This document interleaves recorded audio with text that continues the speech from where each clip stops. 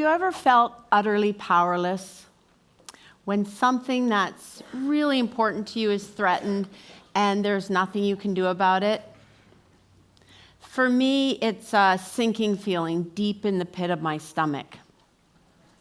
Not so long ago, I was leading a pretty quiet life, sewing for my small business in the attic of the home that my husband and I had raised our 2 sons in. This old house is a labor of love, built in 1797. Nestled into a hillside, it's our sanctuary. It's also our largest investment. In the spring of 2015, a land agent came to our house with an easement for a pipeline. They had already repurposed a 90-year-old one that was on our property, and they wanted to build 2 more. We were told that they would be using a technique called horizontal directional drilling, so we wouldn't even notice construction. We were also told that because of eminent domain, we would have no choice in the matter. So we signed the easement. 2 years later, workers arrived one Saturday morning and chopped down about a dozen big, beautiful trees. This is how we learned that instead of being out of sight and hearing, the drill site would be located directly across the road from our house. And that instead of 2 weeks, we were facing 350 days of drilling that could stretch over a 3-year period. And that the noise would be so loud that it would impact our quality of life, even inside our home. Monday to Saturday, 7 a.m. to 7 p.m. So what do you do? Well, I did what I usually do when something needs fixing. I would do it myself. I called the land agent, and I called the pipeline company. When I hit a brick wall, I'd ask for their supervisor, and then the next supervisor. I would get to the bottom of this, and I got nowhere. This was a 350-mile-long, multi-billion-dollar project that had been 10 years in the making, and I was just me. I don't typically think of myself as little Ginny or a small person, but this is literally how I felt in the face of this big thing. So less than a week into drilling, the drill hit an aquifer uphill from my house, and it ended up destroying the private water wells of 14 homes. Word spread, and before long, my neighbors and I were getting calls from local groups asking how they could help. I had no idea. One thing I did learn was that their primary concern was how dangerous this project was.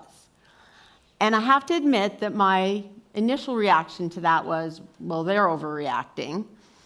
I had believed the pipeline company and the land agent when they told us that these pipelines are just like all the others that have crisscrossed our area for decades. But I was wrong. These pipelines are very different. They would transport ethane, butane, and propane, liquefied under pressure, up to 740,000 barrels a day. These liquids would be odorless and colorless, and if they leak, they revert back to their gaseous state, and they're denser than air, so they hover along the ground. They're highly explosive. The blast zone is 1,500 feet, extending in both directions from the pipeline. 1,500 feet is like 4 football fields. There are over 100,000 people living in that blast zone and 40 schools. These gases are not for Pennsylvanians. They're for export overseas to make plastics. We are being asked to take on all the risk for corporate gain. And the risk is real. These are the most dangerous types of pipelines being put through a highly populated area by a company with one of the worst history of leaks in the industry. Once I realized the potential for catastrophic loss of lives, I couldn't ignore it, and I became involved. And for someone who is used to tackling problems on her own, this was a whole new experience for me. Last summer, we formed a group and we began educating and engaging our community and working with elected officials and regulators.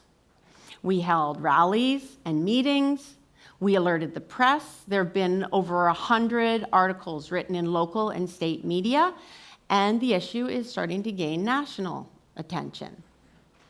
There have been 3 statewide shutdowns and numerous local halts to construction because the environment or public safety were put at risk, or both. These things happened because of us. Our community has been diligent in documenting and recording these incidences and holding our regulators accountable. We've called upon our elected officials to work for us, and many have. But when hundreds of letters and thousands of signatures and visits to our governor did not get the requested risk assessment, we did it ourselves. We raised the money, we hired an independent consulting firm to do the risk assessment, and the conclusion is that the risk is real. We'd been working together a few months when we were in a meeting and we realized we really don't know that much about each other, so we went around the table. And some of it was surprising. First of all, we came from across the political and socioeconomic spectrums. The person who had just started blogging about the pipeline was a soon-to-retire technical writer. The skilled and passionate researcher is a hairstylist. The rebel is a chemist. One of the moms is a former Navy helicopter pilot who flew combat missions. There's a marketer, a paralegal, a healthcare provider, an actual rocket scientist. And then there's me, a sewing artisan who also happens to have a bachelor's in earth science and a master's in soil chemistry. But I left that field 14 years ago, and even I didn't recognize the obvious fit. But when pipeline construction started causing sinkholes and impacting people's water supplies in my township, geology became the big issue. The area that we live in is underlain by a karst formation. Karst is a honeycomb-like geology that's filled with voids and fissures and depressions. Horizontal directional drilling through karst can cause sinkholes, and it can also impact aquifers and contaminate it with drilling mud. But the problem doesn't end at pipeline construction. When we think of geological time, we typically think in terms of thousands or millions of years. But in karst, changes can occur in human lifetimes. Sinkholes can develop in a matter of months or days or even minutes. And when that happens, a pipeline can find itself unsupported, fail, and explode. There have been a dozen documented cases in this country where the ground has fallen away from under a pipeline and it has failed.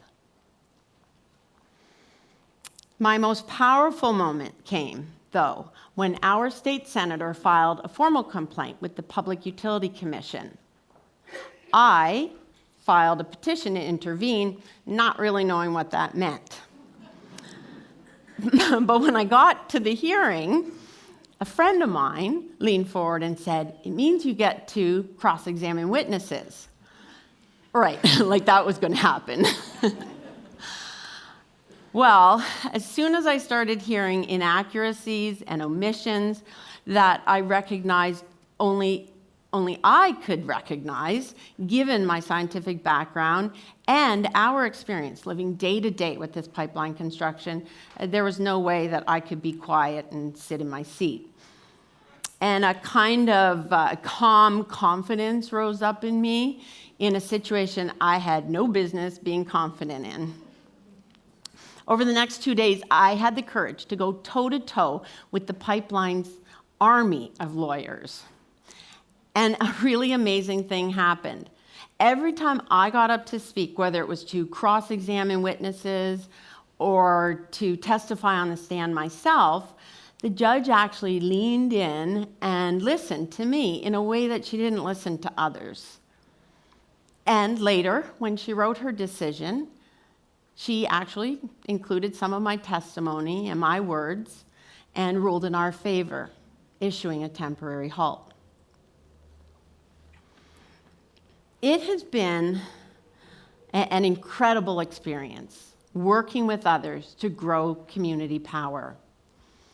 And in doing so, realizing potentials and passions that I never knew I had. This wasn't just because of the opportunities that were put in front of me, but because becoming involved in something bigger than myself was truly liberating. I was no longer so concerned about whether I would succeed or how I would look or how I would be perceived. I took chances. I put myself out there, supported by my community, and I've ended up doing things I never thought I could. I wasn't the only one who stepped into my power, though. We all did. And it doesn't end there. In my experience, when each of us recognizes our personal power, the power of our community grows exponentially. It grows in new directions and into other communities. And collectively, we become agents of change.